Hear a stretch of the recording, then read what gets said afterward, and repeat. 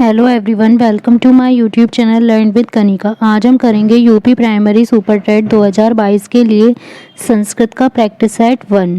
तो इससे पहले हम कई सब्जेक्ट के जैसे हिंदी, इंग्लिश, साइंस, जीवन कौशल, शिक्षण कौशल इनके प्रैक्टिस सेट कंप्लीट कर चुके हैं, तो वो आप प्लेलिस्ट में जाकर ज़रूर देख सकते हैं।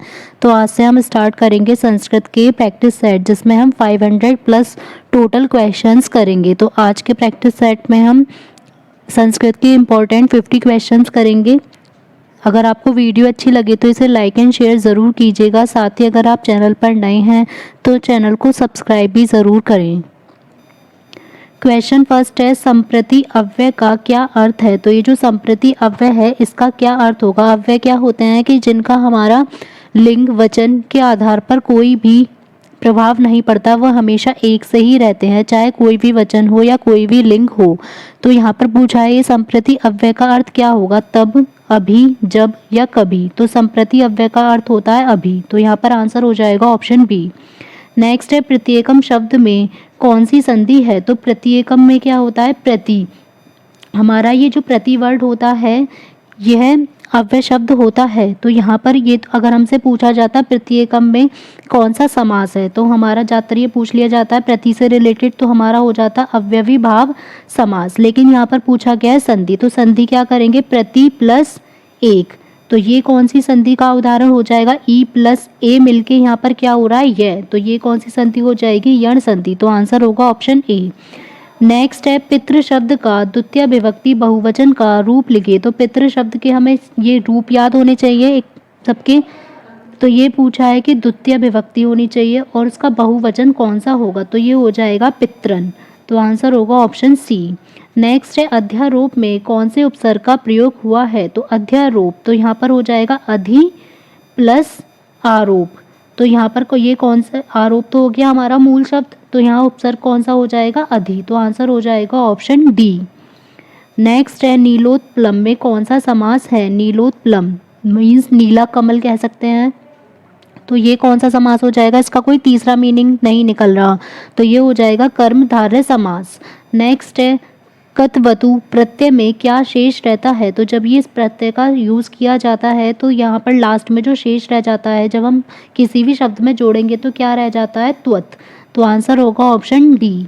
नेक्स्ट है, सुखेन जीवती वाक्य में सुखेन पद में किस विभक्ति का प्रयोग हुआ है। तो यहाँ पर एन आता है, वो कौन सी विभक्ति होती है, हमारी तृतीय विभक्ति। तो यहाँ आंसर होगा ऑप्शन सी। नेक्स्ट है, वकार का उच्चारण स्थान क्या है। तो वकार का जो उच्चारण स्थान है वो क्या होता है, जिसमें हमारे ये वे आते हैं, तो ये हो जाता है हमारा दंतोष्ठ। तो आंसर होगा ऑप्शन बी। और उच्चारण स्थान याद करने की मैंने एक ट्रिक भी कराई हुई है, शॉर्ट ट्रिक, तो वो आप आई बटन पर क्लिक करके देख सकते हैं, जिससे कि आप इजीली उच्चारण स्थान लर्न कर सकते हैं। नेक्स्ट है, वनिता का पर्यायवाची शब्द कौन सा है। तो वनिता का जो पर्यायवाची शब्द है यहाँ पर बताना है कौन सा होगा। स्त्री भी होता है, कांता भी होता है, कामनी भी होता है। तो आंसर होगा ऑप्शन डी, ये सभी। नेक्स्ट है, यहाँ पर ये पैराग्राफ दे रखा है, उसमें से हमें आंसर बताना है, कह खलु धर्म साधन मस्ती।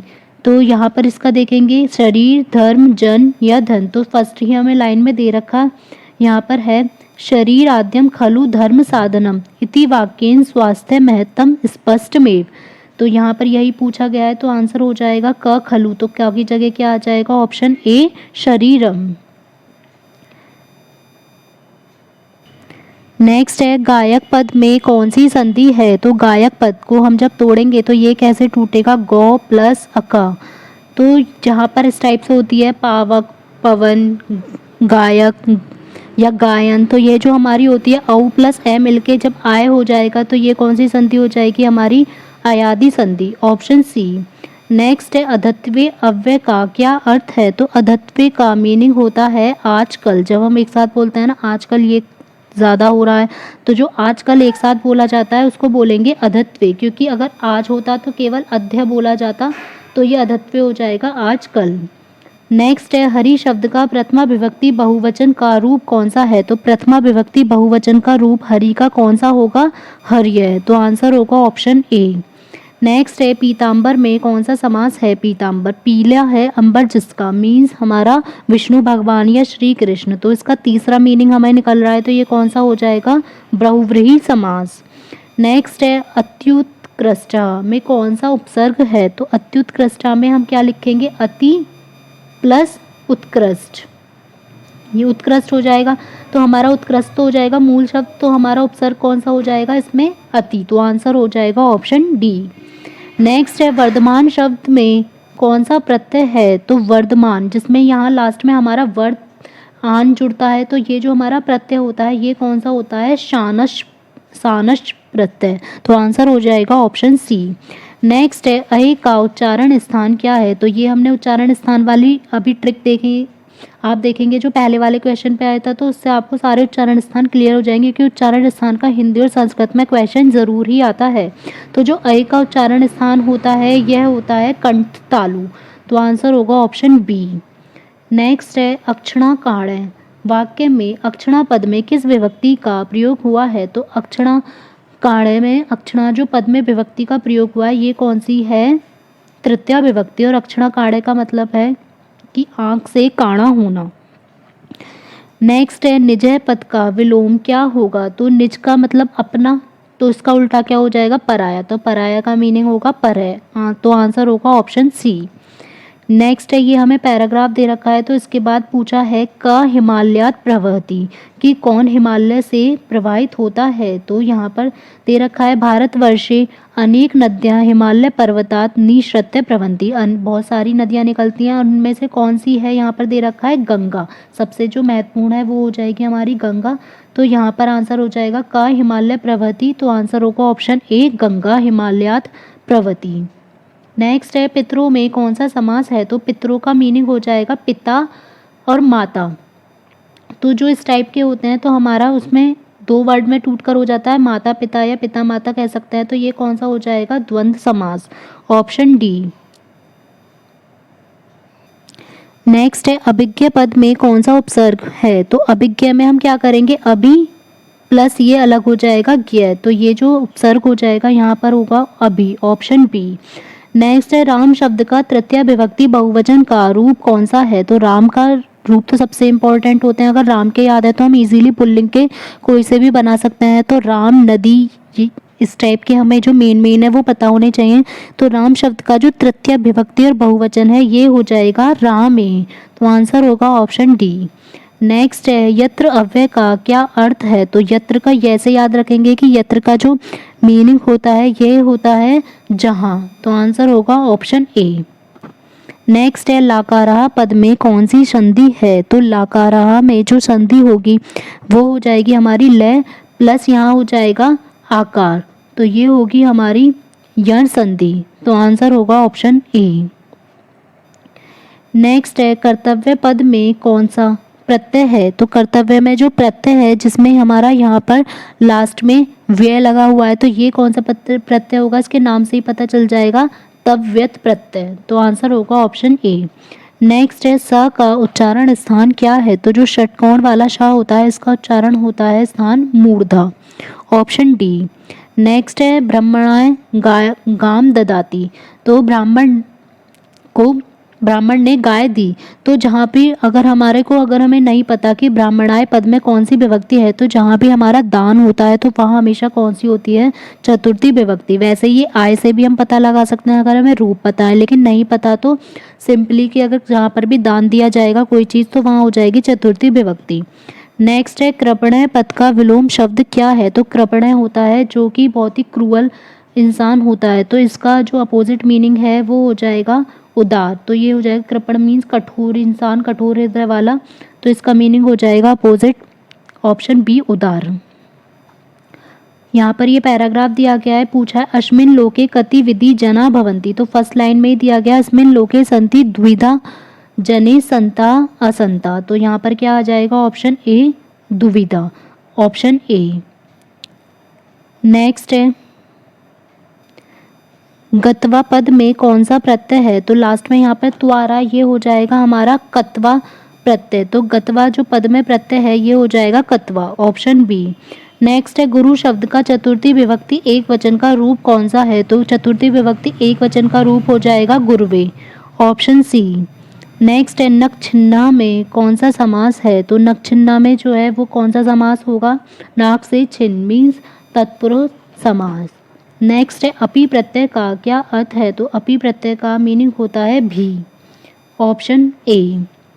नेक्स्ट है नवोड़ा पद में कौन सी संधि है, तो नवोड़ा पद में हमारी ये जो होगी ये हो जाएगी न प्लस ओड़ा, ये होगी गुण संधि, ऑप्शन डी। नेक्स्ट है सुगम पद में कौन सा उपसर्ग प्रयुक्त हुआ है, तो सुगम में हमारा हो जाएगा यहाँ पर सु, तो आंसर होगा ऑप्शन ए। नेक्स्ट है ड़ का उच्चारण स्थान क्या है, तो ड़ का जो उच्चारण स्थान है जहाँ भी ये लास्ट में पंचम वर्ग आता है तो नासिका तो होगा ही, तो उसके बाद हम देख लेंगे कि न में कंठ है या ओष्ठ है, तो ये हमारा कौन सी लाइन में आता है, क ख ज झ ड़, तो क वाली लाइन में आता है तो नासिका और कंठ हो जाएगा, तो क वर्ग का कंठ और पंचम वर्ग का नासिका, तो आंसर हो जाएगा ऑप्शन बी कंठ और नासिका।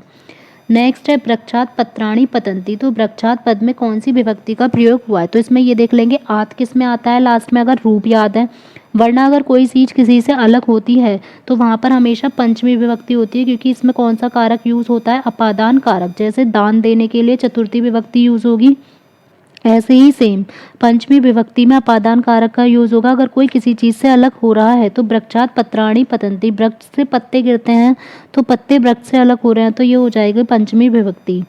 नेक्स्ट है मोक्ष पद का विलोम लिखिए, तो मोक्ष का होता है मुक्ति पा जाना, तो इसका विलोम शब्द हो जाएगा बंधनम, ऑप्शन ए। नेक्स्ट ये हमें पैराग्राफ दिया गया है, यहाँ पूछा है ग्रीष्मकाले कस्य तापः अति संताप करो भवति, तो यहाँ पर देखते हैं ये सेकंड लाइन में ग्रीष्मकाले दिवसा दीर्घा संतापकारा च जायन्ते,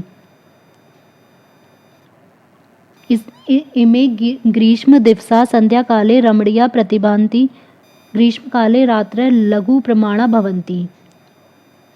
और यहाँ पर अगर हम देखें इसका एग्जैक्ट आंसर मिलेगा हमें ग्रीष्मे सूर्यस्य तापे अति संताप करो भवति, तो यहाँ पर हो जाएगा हमारा आंसर सूर्य, क्योंकि कस से लगा रखा है, वैसे यहाँ पर सूर्य दिया है लेकिन पूरा आंसर जो आएगा ये होगा सूरज से, तो आंसर हो जाएगा ऑप्शन बी। नेक्स्ट है चोर भयम पद में कौन सा समास है, तो चोर भयम का मीनिंग होगा चोर से डरा हुआ, तो जिसमें कोई चीज़ डर या भय वाली चीज़ होती है तो वहाँ भी हमेशा हमारे कौन सा होगा, पंचमी विभक्ति ही होगा, तो ये हो जाएगा पंचमी तत्पुरुष समास, तो आंसर होगा ऑप्शन ए। नेक्स्ट है निष्पाप पद में कौन सा उपसर्ग प्रयुक्त हुआ है, तो निष्पाप में हमारा हो जाएगा निश, तो आंसर होगा ऑप्शन ए। तो यहाँ पर ये वाला शय बनाते हैं लेकिन इसको हमें उपसर्ग में ये यूज़ नहीं होगा, हमेशा सपेरा वाला शय यूज़ होगा, जिसका जब हम उपसर्ग में यूज़ करते हैं तो वह शय से षटकोण बन जाता है, वो भी आधा। नेक्स्ट है श्रीष पद में कौन सी संधि है, तो श्रीष पद में श्री प्लस ईस, तो यहाँ पर हो जाएगी दीर्घ संधि। नेक्स्ट है मति शब्द का द्वितीय विभक्ति द्विवचन का रूप क्या होगा, तो द्वितीय विभक्ति द्विवचन का रूप हो जाएगा मति, ये बड़ी की मात्रा आ जाएगी तय पे। नेक्स्ट है उभ्यता अव्यय का क्या अर्थ है, तो उभ्यता का मीनिंग होता है दोनों ही ओर, तो आंसर हो जाएगा ऑप्शन सी दोनों ओर। नेक्स्ट है दृष्टम पद में कौन सा प्रत्यय है, तो जिसमें हमारा लास्ट में मैं लगेगा तो ये प्रत्यय हो जाएगा तुमुन प्रत्यय, ऑप्शन डी। नेक्स्ट है अंतस्थ वर्ण कौन से होते हैं, तो अंतस्थ हमारे होते हैं ये रे ले वे, और जो शय शय शय है ये कौन से होते हैं हमारे ऊष्म वर्ण, तो ऊष्म पूछा जाएगा तो श श श ह हो जाएगा, और अंतस्थ में हमारा हो जाएगा या रा ला वा। नेक्स्ट है नमः स्वस्ति स्वाहा स्वदा अलम, शब्दों के योग में कौन सी विभक्ति का प्रयोग होता है, तो जहाँ पर भी ये शब्द आते हैं किसी को हम नमस्कार करते हैं तो वहाँ हो जाएगी हमारी चतुर्थी विभक्ति। नेक्स्ट है खलय पद का विलोम शब्द कौन सा है, तो खल मतलब होता है दुष्ट इंसान, तो इसका विलोम शब्द हो जाएगा साधु, ऑप्शन बी। लास्ट क्वेश्चन है आज का कि ये हमें दे रखे हैं पैराग्राफ, पूछा है क स्वर्गादपि श्रेष्ठ, तो यहाँ फर्स्ट में ही दे रखा है जननी जन्म भूमि स्वर्गादपि गरिष्यति इत्युच्यते साधुमपि, तो यहाँ पर आंसर हो जाएगा ऑप्शन सी जननी जन्म भूमिश्च।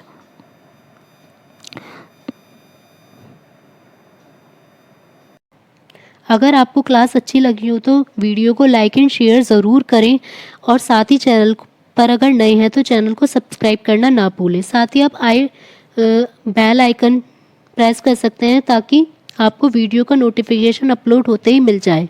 और कमेंट बॉक्स में ज़रूर शेयर करें कि आपको क्लास कैसी लगी और आपका स्कोर कैसा रहा। Thank you.